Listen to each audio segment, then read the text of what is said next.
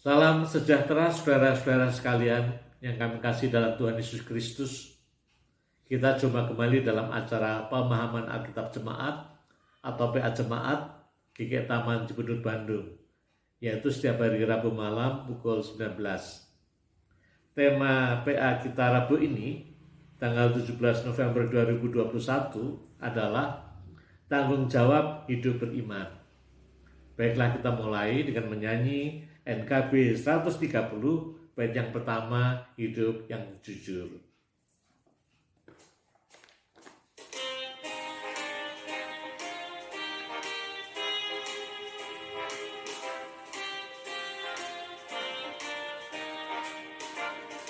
Hidup yang jujur hendak ku serah pada Yesusku yang aku sembah. Persekutuan mesra dan kudus ingin ku ikat dengan penebus. Ya Yesus, kau korbankan darahmu bagiku, beri masa depanku dan hidup bagimu. Hatiku ku serahkan menjadi tatamu, ku minta kuasailah seluruh hidupku. Marilah saudara sekalian kita berdoa, mohon pimpinan Tuhan dalam PA kali ini. Ya Tuhan, Bapa kami dalam surga, kami sungguh bersyukur kepadamu kalau Tuhan memberikan kesempatan kepada kami untuk bersama-sama belajar mengenai Alkitab, yaitu pemahaman Alkitab. Tuhan, bimbinglah kami semuanya. Kami sadar akan keterbatasan kami, biarlah Roh Kudus memimpin kami semuanya untuk bisa memahami, mengerti, menghayati, dan mewujudkan kebenaran firman Tuhan.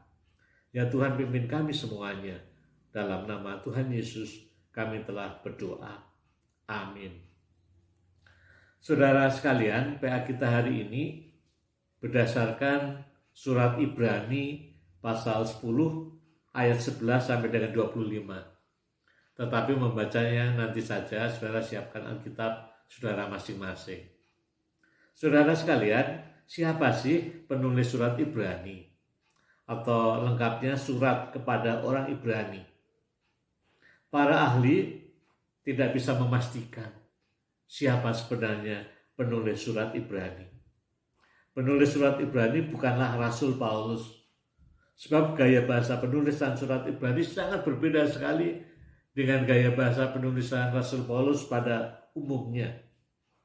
Walaupun penulis surat Ibrani tidak bisa dipastikan siapa, itu bukan berarti lalu surat Ibrani tidak ada gunanya.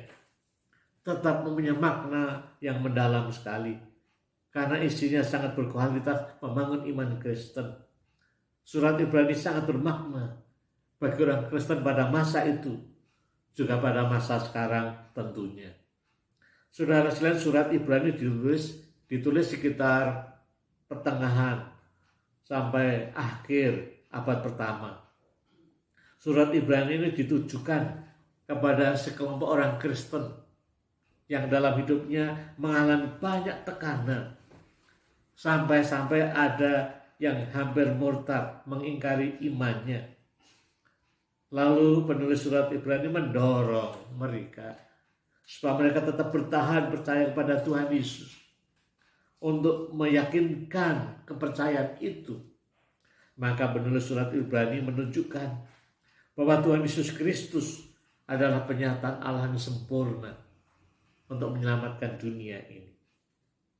Saudara sekalian, untuk meyakinkan iman mengenai Tuhan Yesus Juru Selamat itulah penulis surat Ibrani menyampaikan 3 hal utama. Ya. Yang pertama, Tuhan Yesus adalah anak Allah yang kekal. Sebagai anak Allah, Tuhan Yesus menunjukkan ketaatannya kepada Allah Bapa melalui kehidupannya, pelayanannya, penderitaan, kematian, kebangkitannya. Tuhan Yesus anak Allah taat melaksanakan kehendak Allah Bapa. Sebagai anak Allah, Tuhan Yesus lebih tinggi daripada nabi-nabi perjanjian lama, bahkan lebih tinggi daripada malaikat-malaikat.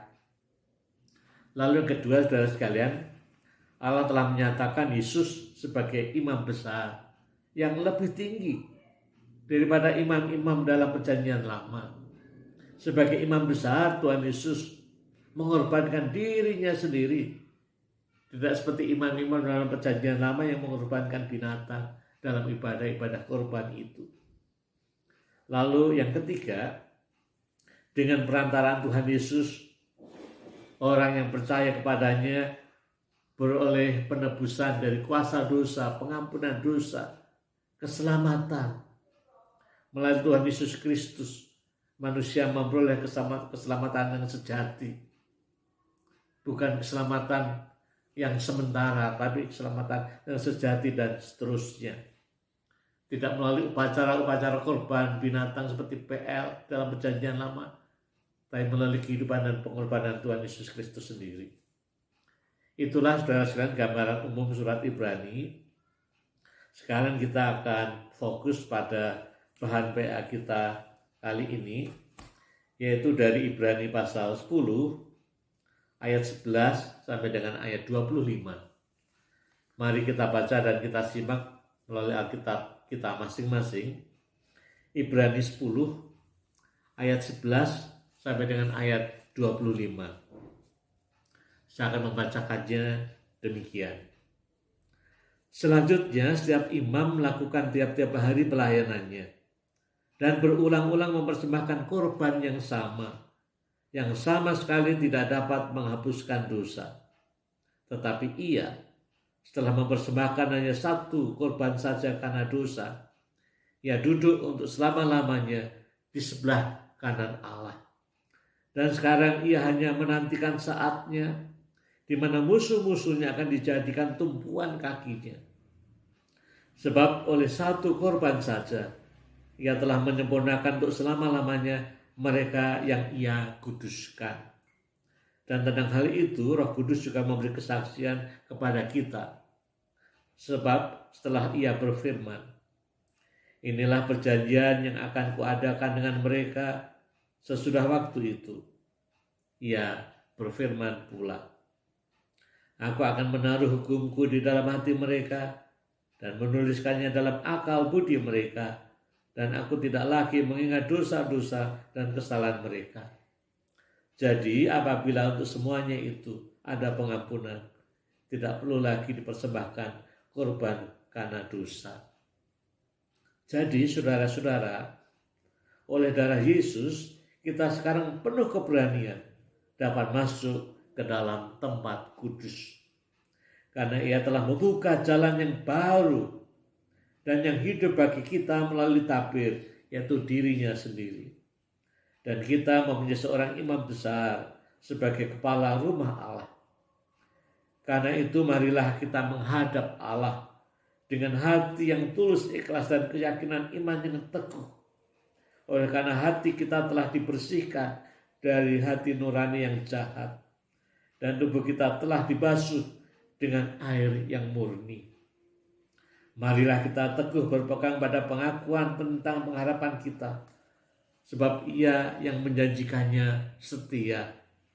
Dan marilah kita saling memerhatikan, supaya kita saling mendorong dalam kasih dan dalam pekerjaan baik. Janganlah kita menjauhkan diri dari pertemuan-pertemuan ibadah kita, seperti dibiasakan oleh beberapa orang, tetapi marilah kita saling menasihati dan semakin giat melakukannya menjelang hari Tuhan yang mendekat. Saudara sekalian yang kami kasih dalam Kristus, Ibrani 10 ayat 11 sampai dengan 25 ini bisa kita kelompokkan, kita bagi menjadi 3 bagian untuk memudahkan kita. Yang pertama yaitu Ibrani 10 ayat 11 sampai dengan 18. yaitu menjelaskan kembali perbedaan-perbedaan antara korban yang dipersembahkan Tuhan Yesus dan korban binatang yang dipersembahkan oleh imam-imam. Lalu bagian yang kedua, Ibrani 10 ayat 19 sampai dengan 21, yaitu semacam kesimpulan bahwa melalui pengorbanan Kristus, orang percaya beroleh persekutuan dengan Allah Bapa. Hidup diselamatkan, hidup di tangan Allah Bapa. Lalu yang ketiga, Ibrani 10 ayat 22 sampai dengan 25, menyangkut hal-hal yang praktis sebagai konsekuensi hidup kita dalam persekutuan dengan Allah Bapa. Hidup yang sudah diselamatkan, itu bagaimana harus diwujudkan sehari-hari, hal-hal yang praktis. Sekarang kita akan melihat perbagian lebih mendetail lagi, saudara sekalian. Ibrani 10 ayat 11 sampai dengan 18 itu bagian pertama. Yaitu mengenai perbedaan korban Tuhan Yesus dan korban yang dipersembahkan oleh imam-imam. Saudara sekalian, dalam perjanjian lama, jabatan imam itu sangat penting sekali dalam ibadah-ibadah perjanjian lama. Kalau kita membaca kamus Alkitab di belakang Alkitab, imam adalah suatu jabatan dalam umat Israel yang sangat penting peranannya. Dan tugas imam adalah mempersembahkan korban, mengadakan doa syafaat, dan memberi berkat. Untuk tugas imam yang mempersembahkan korban ini, imam-imam memakai binatang yang harus dikorbankan. Dan upacara-upacara korban itu banyak macam jenisnya, saudara sekalian, dengan aturannya yang macam-macam. Itu bisa kita baca di dalam Imamat pasal 1 sampai dengan pasal 7. Bagaimana upacara-upacara korban itu begitu banyak dan bagaimana aturannya mengenai binatang, darah, dan seterusnya dalam kitab Imamat 1 sampai dengan 7 tadi. Jadi intinya, saudara sekalian, upacara korban yang dilakukan berkali-kali, berulang-ulang oleh imam dengan binatang sebagai korbannya, itulah tugas imam. Kalau dalam ayat yang ke 11 tadi dikatakan, selanjutnya setiap imam melakukan tiap-tiap hari pelayanannya dan berulang-ulang mempersembahkan korban yang sama sekali tidak dapat menghapus dosa. Diulang terus, ya, setiap hari atau setiap upacara tertentu dengan mempersembahkan binatang, dan dikatakan tidak dapat menghapus dosa karena harus diulang terus, karena manusia terus berdosa terus.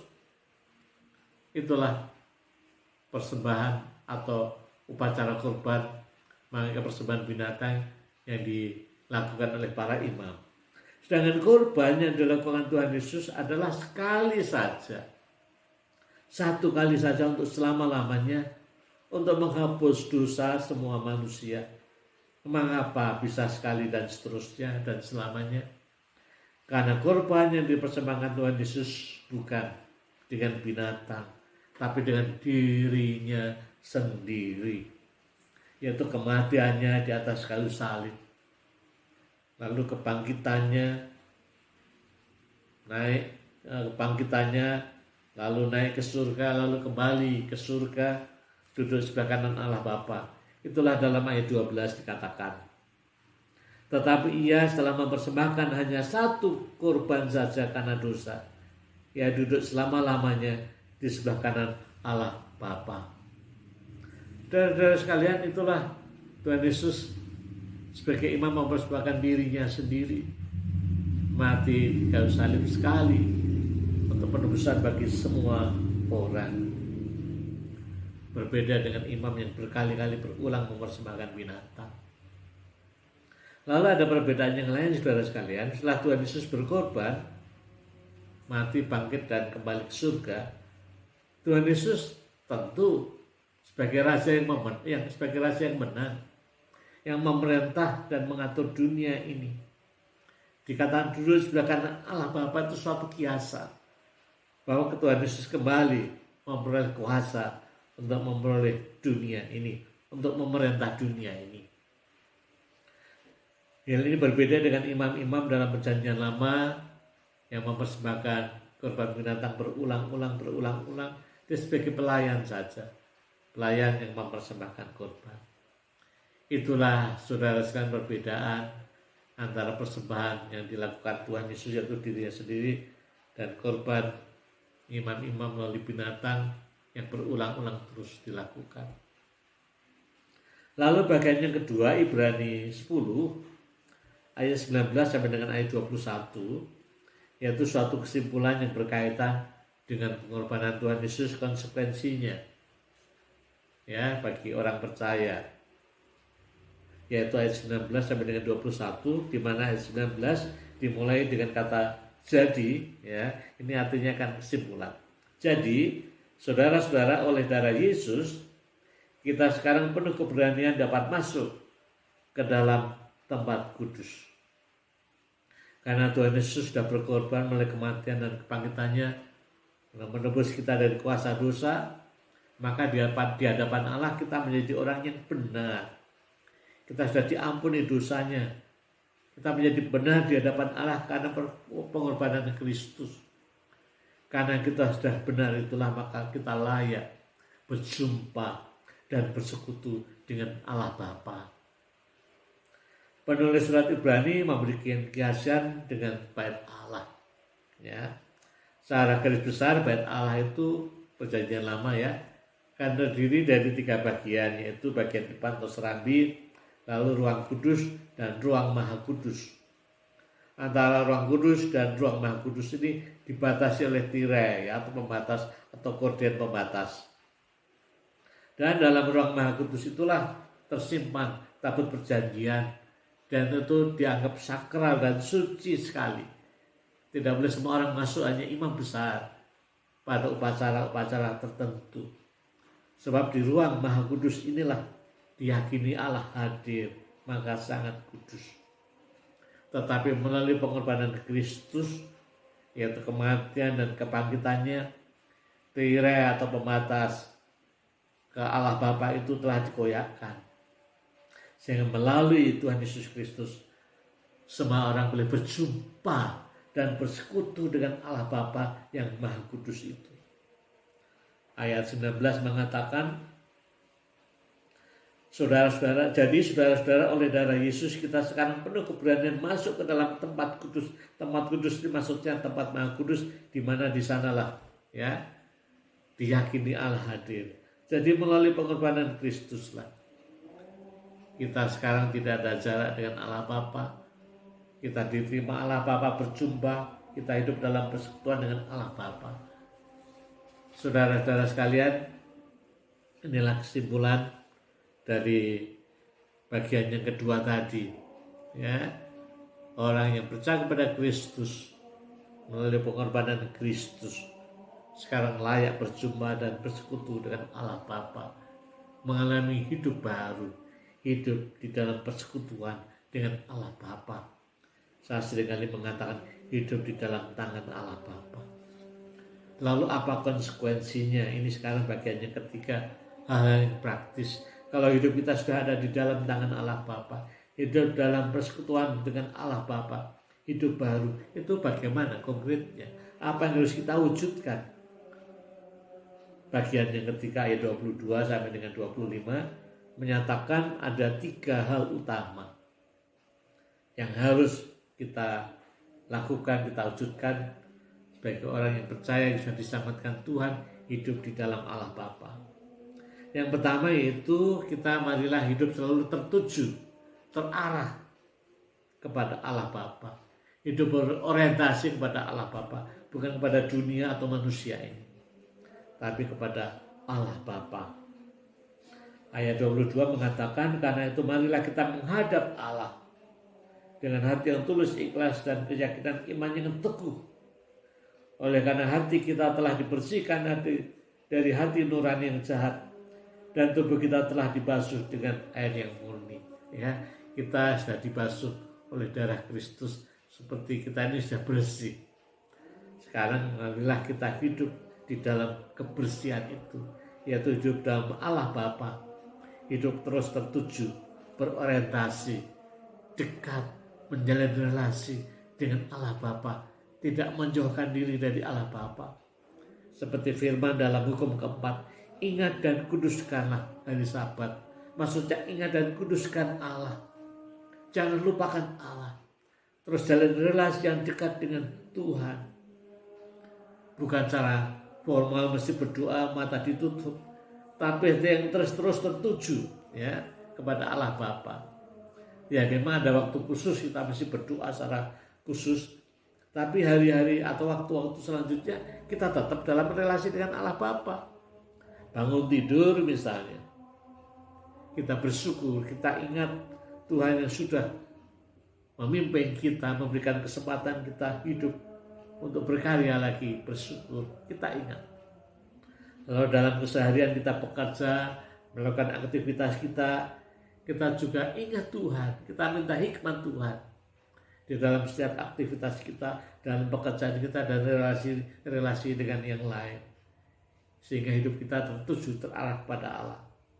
Lalu saat istirahat atau mau tidur malam juga kita ingat kepada Tuhan, kita arahkan hidup kepada Tuhan, bersyukur Tuhan sudah memimpin kita selama seharian dan memberikan berkat-berkat-Nya, dan sekaranglah diberikan kesempatan istirahat. Kita mensyukuri itu semuanya. Lalu yang kedua, mari kita berpegang teguh pada pengakuan iman kita. Kita tidak terpengaruh pada ajaran-ajaran dunia yang seringkali menarik sekali, tapi tidak sesuai dengan ajaran Alkitab. Ayat 23 mengatakan, marilah kita teguh berpegang pada pengakuan tentang pengharapan kita, sebab Ia yang menjanjikannya setia. Kita berpegang teguh pada pengakuan pengharapan iman kita. Saudara-saudara, pada masa kini di era keterbukaan informasi, mudah sekali kita mendapatkan informasi apapun, termasuk informasi rohani, renungan-renungan, khotbah, kesaksian, dan seterusnya. Baik kita aktif mencari atau kita pasif menerima, ya, banyak WA, banyak hal-hal yang sifatnya rohani ini yang seringkali juga membingungkan kita. Apakah ini benar, apakah ini hoax, atau bagaimana? Tentang akhir zaman, tentang kesaksian ini, kesaksian itu, mujizat ini, mujizat itu, bagaimana ini? Kita seringkali dibuat bingung. Dan kalau kita bingung, baik, berarti kita harus bergumul mana yang sesuai dengan pengakuan iman kita, sesuai dengan Alkitab, supaya kita tidak mudah terpengaruh. Kita harus berakar pada pengakuan kita sebagai gereja reformasi pada umumnya. Maka pengakuan iman rasuli itulah yang harus kita pegang erat. Tetapi tentunya pengakuan iman rasuli tidak bisa menjawab semua hal. Masih ada banyak hal yang harus kita kumpulkan. Apakah itu sesuai dengan firman Tuhan, sesuai dengan kehendak Tuhan. Maka kita tidak bisa mengasingkan diri. Kita tidak bisa lalu menyendiri. Tidak mau lagi berjumpa dalam persekutuan-persekutuan orang beriman, yaitu orang-orang gereja. Kita tidak bisa. Kita harus melibatkan diri bersama dengan anggota-anggota gereja yang lain dalam persekutuan-persekutuan itu. Sehingga melalui persekutuan itu, melalui pemberitaan firman, melalui PA dan seterusnya, kita saling diingatkan, ya. Kita saling juga dinasihati, sehingga kita tidak gampang hidupnya terpengaruh oleh dunia ini. Seperti ayat 24 dan ayat 25 mengatakan, dan marilah kita saling memerhatikan, supaya kita saling mendorong dalam kasih dan dalam pekerjaan baik. Janganlah kita menjauhkan diri dari pertemuan-pertemuan ibadah kita seperti dibiasakan oleh beberapa orang. Tetapi marilah kita saling menasihati dan semakin giat melakukannya menjelang hari Tuhan yang mendekat. Itulah yang ketiga, hidup bersama dalam persekutuan orang percaya. Bukan menjauhkan diri, melarikan diri, mengasingkan diri, menyendiri. Dalam pandemi virus corona ini memang masih banyak kegiatan gereja ibadah online, ya, tidak tatap muka langsung. Walaupun sekarang kebaktian minggu sudah mulai tatap muka terbatas. Banyak acara-acara gereja PA sekarang misalnya masih online seperti sekarang, persekutuan doa, persekutuan wilayah, dan acara-acara lain. Kalau kita mengikuti itulah, kita bisa diingatkan, disegarkan kembali. Kalau kita merasa keliru, dinasihati kembali. Kita lemah, kita didoakan kembali melalui persekutuan. Ya. Kalau di wilayah kita persekutuan wilayah, ya, kalau saudara masuk persekutuan wilayah, ada persekutuan wilayah itu bisa interaktif, ya, karena melalui Zoom kita bisa mengungkapkan pergumulan kita dan seterusnya. Jadi intinya saudara sekalian, walaupun masa pandemi ini secara tatap muka fisik dibatasi, tapi persekutuan tidak terbatas. Kita pakai sarana-sarana yang ada, sehingga kita tidak menjauhkan diri, katakan dari pertemuan-pertemuan ibadah kita. Kita tetap terlibat dalam persekutuan, acara-acara gereja yang ada, mengikuti kegiatan-kegiatan yang ada, dan iman kita akan terus terpelihara. Kita mendapatkan kekuatan dalam menjalani hidup ini dan tidak gampang terpengaruh, ya, dengan ajaran-ajaran yang lain yang seringkali nggak benar. Saudara-saudara sekalian, lalu yang terakhir, penulis surat Ibrani mengingatkan ini penting, ya. Anak kalimat terakhir ayat yang ke-25, dan semakin giat melakukannya menjelang hari Tuhan yang mendekat. Semakin giat melakukan apa? Melakukan 3 hal tadi yang utama, yaitu hidup selalu ingat dan terarah kepada Tuhan, ya. Lalu yang kedua, hidup dalam pengakuan iman yang benar, dalam ajaran yang benar, dan hidup dalam persekutuan interaksi dengan yang lain, tidak sendiri. Dikatakan kita harus semakin giat, semakin bersemangat, tidak loyo, tidak melempem, tidak diam-diam, tapi semakin bergairah. Karena apa dikatakan? Menjelang hari Tuhan yang mendekat. Kita tidak tahu kapan Tuhan datang, kita tidak tahu kapan Tuhan memanggil kita. Yang jelas itu pasti terjadi, dan kita nggak tahu, maka kita harus menyambutnya dengan hidup sesuai dengan firman Tuhan tadi, ya. Karena kita tidak tahu, sehingga kapanpun Tuhan datang atau kapanpun Tuhan panggil kita siap, ya. Karena hidup terus dekat, berorientasi kepada Tuhan, dan tidak meninggalkan persekutuan jemaat atau gereja. Baiklah saudara sekalian, lalu apa kesimpulan PA kita? Ada beberapa hal, ya. Coba kita simpulkan. Yang pertama, Tuhan Yesus adalah imam besar yang agung, tapi tidak seperti imam besar yang lain, yaitu mempersembahkan berulang-ulang dengan binatang, tapi Tuhan Yesus mempersembahkan dirinya sendiri melalui kematian dan kebangkitannya dan kenaikan ke surga untuk menyelamatkan kita, ya, untuk mengampuni dosa kita, sehingga kita menjadi benar di hadapan Allah, sehingga kita beroleh persekutuan dengan Allah Bapa. Kita boleh datang kepada Allah Bapa. Yang kedua, sebagai orang yang ditebus oleh Tuhan Yesus Kristus, hidup benar dalam persekutuan dengan Allah Bapa, maka saudara-saudara, marilah kita wujudkan itu secara konkret, ya, secara nyata dalam kehidupan sehari-hari sebagai anak-anak Allah Bapa, hidup dalam persekutuan Allah Bapa, tidak seperti anak-anak dunia. Yaitu apa? Saya ulang sekali lagi, yang pertama, kita hidup dekat, berorientasi pada Tuhan, tidak lupa pada Tuhan, ya. Di tengah kesibukan kita kayak apapun, jangan lupakan Tuhan. Yang kedua, tetap berpegang pada pengajaran iman kita yang sehat, yang benar, sesuai dengan Alkitab, sehingga tidak mudah tersesat, terombang-ambing satu dengan yang lain. Yang ketiga, untuk tetap berpegang pada pengakuan iman, ajaran yang benar. Kita tidak boleh menyendiri. Kita harus selalu hidup dalam persekutuan. Tidak bisa menjauhkan diri dari persekutuan pertemuan, tapi tetap kita melibatkan diri dalam persekutuan pertemuan, ibadah-ibadah, kegiatan-kegiatan gerejawi, sehingga kita saling mengingatkan dan diingatkan, saling menasihati dan dinasihati, saling mendoakan dan didoakan, dan kita lakukan dengan penuh semangat gairah sampai akhir hidup kita atau sampai Tuhan memanggil kita. Tuhan memberkati kita semuanya. Amin. Sekarang saudara kita masuk di dalam doa syafaat, ya. Marilah kita menaikkan doa syafaat kita, ya. Kita berdoa.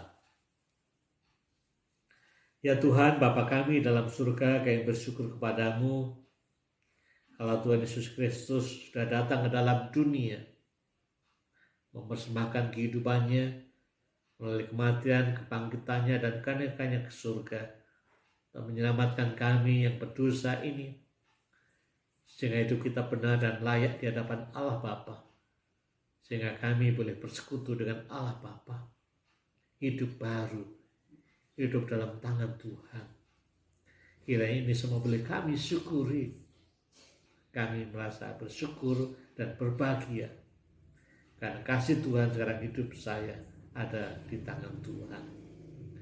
Tetapi kiranya itu juga kita wujudkan, kami wujudkan dalam kehidupan sehari-hari, yaitu bagaimana kami terus menjalin relasi persekutuan yang dekat dengan Tuhan. Ya Tuhan, di tengah kesibukan dan pergumulan kami, kiranya kami tidak melupakan Tuhan. Juga kami tidak menjadi terlalu takut dan khawatir, karena hidup kami di dalam tangan Tuhan. Kami juga terus mengarahkan kehidupan kami kepada Tuhan. Dalam setiap kegiatan aktivitas kami ingat Tuhan, melibatkan Tuhan dalam kehidupan kami semuanya. Ya Tuhan, tolonglah pimpin kami semua di tengah kehidupan yang tidak mudah ini, agar iman kami terus terpelihara. Yang berdoa untuk seluruh anggota jemaat simpatisan GKI Taman Gubernur Bandung dan semua yang mengikuti acara PA ini. Tuhan berkatilah hidup mereka, lindungilah mereka semuanya, peliharalah mereka. Kalaupun ada pergumulan dan masalah, mungkin masalah keluarga, masalah pekerjaan, masalah sakit penyakit, Tuhan tolong mereka agar mereka peroleh kekuatan dari Tuhan. Mereka tetap sabar menanggung semuanya dengan iman kepadamu, berharap bersandar kepada Tuhan, sehingga mendapatkan kekuatan terus-menerus dari Tuhan sendiri. Bersyukur kalau pandemi virus corona sudah mulai terkendali dan beberapa kegiatan sudah mulai tatap muka, termasuk ibadah juga sebagian tatap muka. Tapi kiranya ini tidak membuat kami juga masyarakat terlena lalu hidup dengan sebebasnya. Kiranya semuanya termasuk kami sebagai anak-anak Tuhan tetap menjaga, mentaati protokol kesehatan. Karena Tuhan memberikan hikmat kepada kami semuanya. Hikmat itulah kiranya terus ada dalam diri kami. Kami tidak mengabaikannya. Untuk pemerintah, Tuhan berikan hikmat kepada mereka untuk bisa terus mengendalikan virus corona ini dan mengatur pemerintahan rakyat dengan baik, dengan penuh tanggung jawab.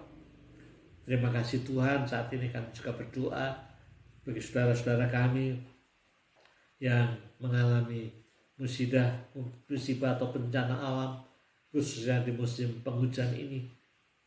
Ada yang terkena banjir, tanah longsor, angin topan, dan seterusnya.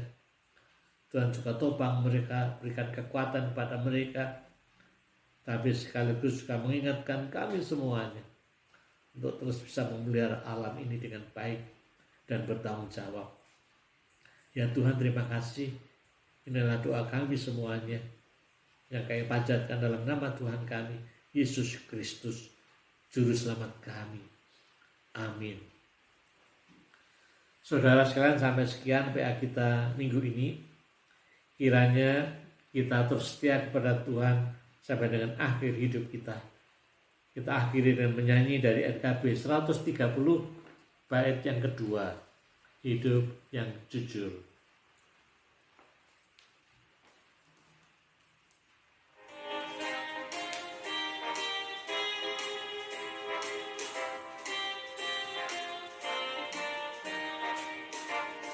Bagiku Yesus memberi nyawanya, menanggung dosaku di Golgota, terdorong